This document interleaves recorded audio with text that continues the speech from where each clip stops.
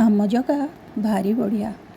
से अर्थे यत्न जे करती संसारे पंडित बोलांती ताहांग मध्ये जणे जणे लभिले से फल धारणे से फल पाई सुखे खाई भ्रमणे श्रम न लागई एणु मुकुंद पाद गते जे प्राणी भजन्ति निरते मुकुंद पाद तार गति अन्यर प्राय न भमन्ति कृष्णर पाद पद्म रस निरते करन्ति जे ग्रास से रस छाड़िबे के मन्ते रसे रसिक जन जेते ईश्वर हेतु ए संसार संसारु ईश्वर बाहार जेणु उत्पत्ति स्थिति नाश ईश्वर हुई प्रकाश एणु लीला को करिअछि प्राणी की नोहिब प्रत्येकी ईश्वर जीव ए संसार ए सर्व एक ही प्रकार ए सर्व ब्रह्म भावे जाणिबे तरे अछि परिमाणी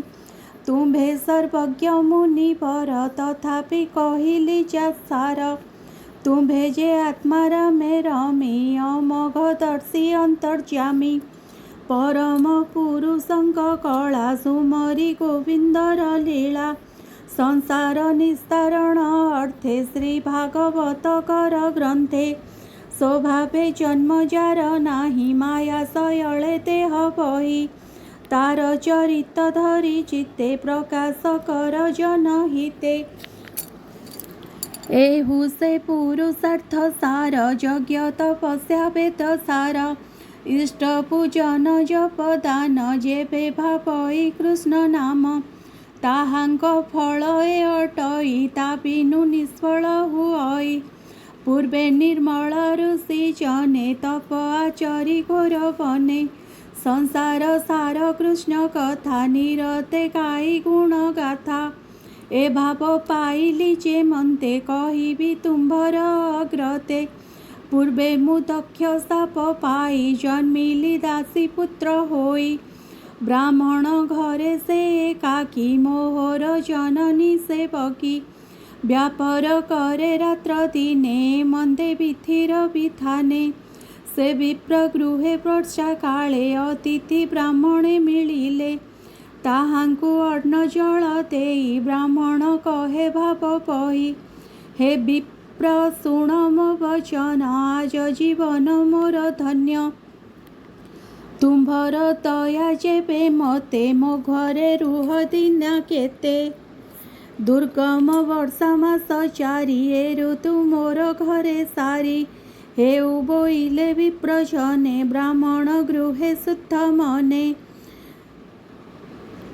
रहिले मनर संतोषे मु सेवा कली तांक पासे बाळुत चंचलता चित्त छाड़ी मु सेबे अविरत से विप्रगणे मते चाहि आश्वास कले दया बही समद रसी जेणु सर्वे कृपा से कले मोर भावे ताहांग भोजनर अन्ते पात्रे उचिष्ट थाई जेते ताहा भुंजई नित्य मुहि अन्य भोजन न जानई उचिष्ट भोजन प्रसादे मोहर चित्तु अप्रमादे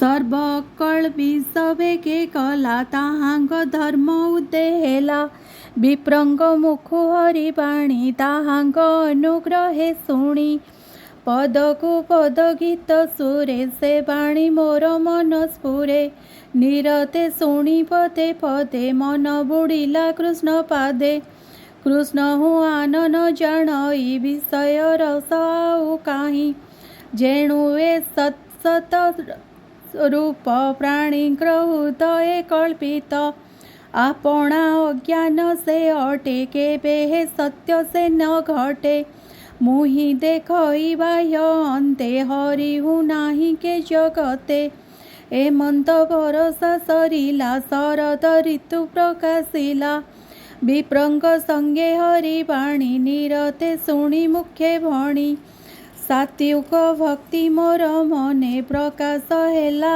अनुक्षणे मोहर सेवा दिनु दिने देखी संतोष विप्रजने ଜାଣିଲେ ଶୁଦ୍ଧ ସତ୍ୟ ରୂପେ ଭକତି ଜାତ ମୋର ଚିତ୍ତେ।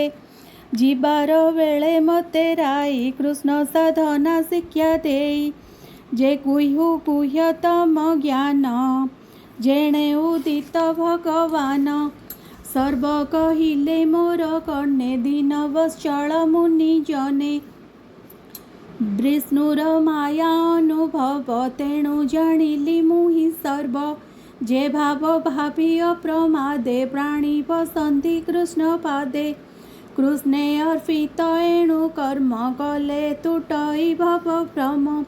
ଆତ୍ମାରେ ଜ୍ଞାନ ପ୍ରକାଶଇ ତ୍ରିତାପ ମାନ କ୍ଷୟ ଯାଇ।